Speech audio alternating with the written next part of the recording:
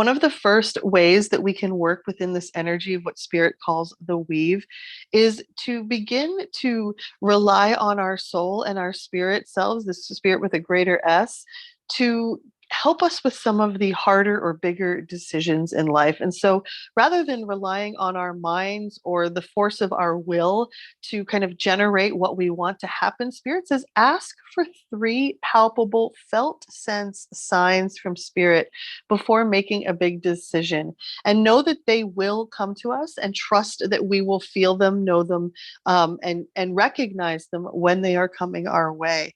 As well, we're encouraged to ask to have the spiritual discernment to observe the sign.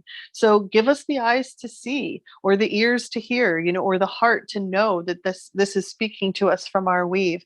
And then give our ego the surrendering ability to accept it fully, and to not mentalize it or try to kind of make up what it might be, but instead to receive the divine interpretation of the message. So this is not jumping to conclusions or assumptions of what we hope it might be in the weave. This is instead allowing the divine spirit true interpretation to be revealed to us. And here, Spirit says that weave reveals the magical part of our personal soul and its unique conversation and interpretation of the divine.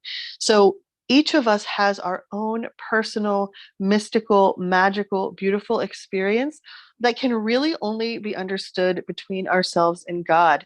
Now, of course, when we meet another person who is in tune in this way, whew, like, wow, do the stars align with that? Because now you have a personality and a soul who are aligned, who are not out there making waves with their thoughts and lower vibrational emotions coming from a reactive place. You now have a present being.